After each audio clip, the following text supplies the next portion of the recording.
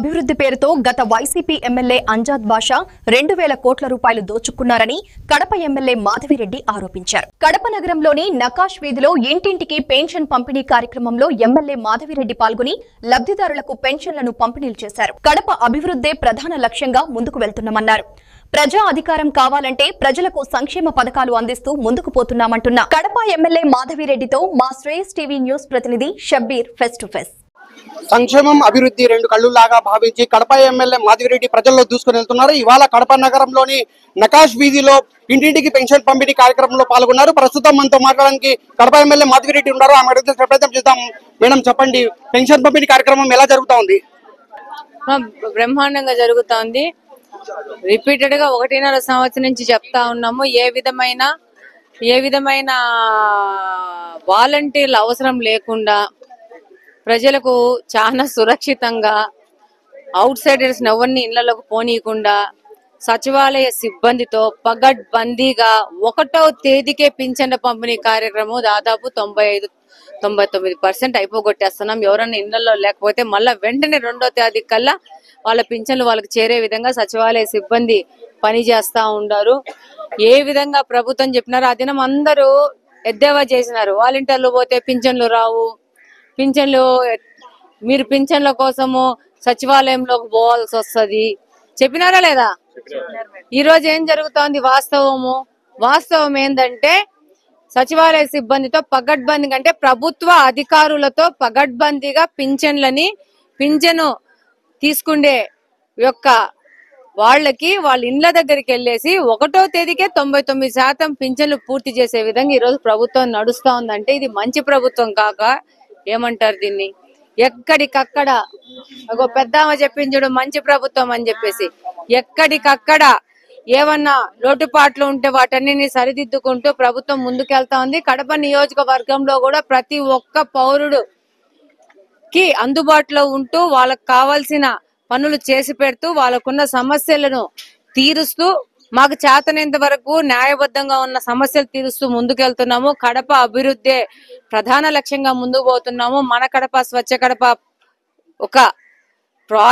ఒక ప్రోగ్రామ్ ని pilot project గా తీసుకొని కడప నియోజకవర్గంలోని ప్రతి ఒక్క తెలుగుదేశం పార్టీ కుటుంబ సభ్యుడు మన కడప స్వచ్ఛ కడప కోసం పోరాడుతా ఉంటారు. నేను ఎలక్షన్స్ ముందు వచ్చాను, ఈ నకాష్ కి 34-35 డివిజన్స్ కి మధ్యలో చాలా సార్లు వచ్చాను. ఇప్పుడు మళ్ళా వస్తున్నాను. ఎంత పరిశుభ్రత పెరిగిందంటే నేనే షాక్ అయ్యాను. మా పిల్లోళ్ళు ఎంత బాగా 34-35 డివిజన్ లో ప్రతి ఒక్క రోజు తిరుగుతూ ఈ రోజు ఈ యొక్క ఎప్పుడు చూడలేని విధంగా ఈ యొక్క 34-35 డివిజన్ ని గొప్పగా పరిశుభ్రంగా తీసుకొచ్చి పెట్టారు. అట్లనే ఇక్కడే నేను ఫస్ట్ అధికారంలోకి రాగానే పోల్స్ అన్ని మార్పిచ్చేసేసి ఈ యొక్క ప్రమాదకరంగా ఉన్న కరెంటు లైన్లు పైకి జరిపినాం. అది ప్రత్యేకంగా బడ్జెట్ కేటాయించి ఈ రోజు ఎవరు ముస్లిం మైనారిటీలతో కోసం పని చేస్తున్నారు, ఎవరు వాళ్ళకు ద్రోహం చేసినారని ప్రజలకు అందరికీ విశదంగా అర్థమైపోయింది. దీని గురించి ఎవరు ఎంత పెద్ద భాషణలు ఇచ్చినా మైకుల ముందు మాట్లాడినా కూడా ప్రజలు వాళ్ళకు మేము పని చేస్తున్నాం అనే విషయం వాళ్ళకి తెలుసు. కాబట్టి మేము ఏం చెప్పుకోవాల్సిన అవసరం లేదు. పని చేస్తూ అవర్ వర్క్ స్పీక్స్. మేము మాట్లాడి చెప్పుకోము, మేము చేసే పనుల ద్వారా మేము మాట్లాడదలుచుకున్నాం. తెలుగుదేశం పార్టీ ఇక్కడ కొత్త కడపని పుట్టబోతా ఉంది, పరిశుభ్రమైన కడప పుట్టబోతా ఉంది. కడప ప్రజల కోసము పనిచేసే పార్టీ ఇక్కడ అధికారంలో ఉండబోతా ఉంది. ఆ విధంగానే పని చేస్తాము. మా యొక్క తెలుగుదేశం పార్టీ కుటుంబ సభ్యులందరినీ ఎడ్యుకేట్ చేస్తూ నర్చర్ చేస్తూ ప్రజలకు పాలన ఇవ్వాలంటే, మనం సేవ చేయాలంటే, మనకు ప్రజా అధికారం కావాలంటే మనం పని చేస్తేనే అని చెప్పి ఒక మోటివ్ తో ముందుకు పోతున్నామని తెలియజేస్తున్నాం. వైసీపీ నాయకులు మీ పైన ఆరోపిస్తున్నారు గడప నియోజకవర్గం గతంలో అభివృద్ధి జరిగింది, ఇప్పుడు జరగడం లేదని చెప్పి దీని గురించి ఏం స్పందిస్తున్నారు మీరు? ఏం అభివృద్ధి జరిగింది? 2300 కోట్లు దోసుకొని పోయి కువైట్లలో పిస్తా హౌసులు పిజ్జా హౌసులు ఏం హౌసులు పెట్టినాడబ్బా పెట్టుకొని అది అభివృద్ధి? అది అభివృద్ధి అంటే వాళ్ళైతే అభివృద్ధి చేసినారబ్బా. వాళ్ళ కుటుంబాన్ని అభివృద్ధి చేసుకున్నారు, వాళ్ళ ప్రాపర్టీలను అభివృద్ధి చేసుకున్నారు, ప్రతి ఒక్కటి అభివృద్ధి చేసుకున్నారు. దానికైతే మేమైతే వాళ్ళు చెప్పినట్టునే ఏకీభవిస్తున్నాం అంతే. ప్రధానంగా ప్రజల్లోకి వెళ్తారు కదా, ఎలాంటి సమస్యలు మీ ముందుకు వస్తున్నాయి, వాటిని ఎలా పరిష్కరించబోతున్నారు?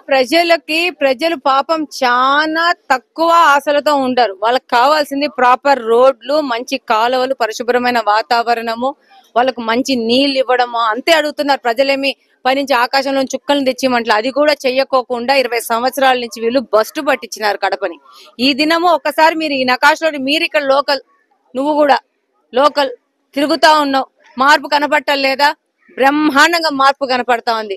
నేను ఎక్కడెక్కడ డివిజన్ పోతే అక్కడ కొంచెమన్నా కాలువల పరిరక్షణలో కొంచెం లోటుపాట్లు ఉన్నా గానీ 34, 35 డివిజన్ లో బ్రహ్మాండంగా జావేద్ గాని, మన్సూర్ గాని, మా యొక్క డివిజన్ ఇన్ఛార్జీలు గాని, బూత్ ఇన్ఛార్జీలు గాని, కో కన్వీనర్లు గాని, కన్వీనర్లు గాని, మా కేఎస్ఎస్ మెంబర్లు గాని అందరూ పనిచేస్తున్నారు. దాదాపు ఒక ఉద్యమంగా ఈ రోజు మేము కడపని తీసుకొని పోతున్నాం ముందుకు. మాకున్న ఒక సమస్య ఏంటంటే ఆర్థికంగా ప్రభుత్వము ఆర్థిక ఇబ్బందుల్లో ఉంది. ఆ ఆర్థిక ఇబ్బందులు లేకపోయింటే దీన్ని పరిగెత్తించిండే వాళ్ళు. కాబట్టి ఎవరి విమర్శలని పట్టించుకోము, ఎవరి మాటలను పట్టించుకోము. ఒక ఫోకస్డ్ గా కడపను అభివృద్ధి చేయాలి లక్ష్యంతో రాజకీయాలకు రావడం జరిగింది. అభివృద్ధి చేస్తాము. మా చేతనయంత మాకు ఆర్థికంగా మాకున్న పరిస్థితులకు అనుగుణంగా ముందుకు పోతాము. మా చేతనైనంత మేము ప్రతి ఒక్క వారంలో 2 సార్లు ప్రజలతో మమేకం అవుతున్నాం, వాళ్ళ సమస్యలు వింటున్నాము, వాళ్ళ సమస్యలు తీర్చడానికి ప్రయత్నిస్తున్నాం. ఇదే ప్రజాపాలన అంటే. పోయి కువైట్, సౌదీలలో పిస్తా హౌసులు ఓపెన్ చేసుకుని ఆడ ఉండడం కాదు. గత వైసీపీ ప్రభుత్వంలో వైసీపీ నాయకులు కడప నియోజకవర్గంలో భ్రష్టు పట్టించారని చెప్పి తెలుగుదేశం పార్టీ ఏర్పడగానే అభివృద్ధిలో ముందంజలో చూసుకుని కడప నియోజకవర్గం లక్ష్యంగా పనిచేస్తున్నామని చెప్పి ఎమ్మెల్యే మాధవిరెడ్డి తెలుపుతున్న పరిస్థితి. కెమెరా పర్సన్ జాకీర్తో షబీర్, శ్రేష్ టీవీ న్యూస్, ఉమ్మడి కడప అన్నమయ్య జిల్లా.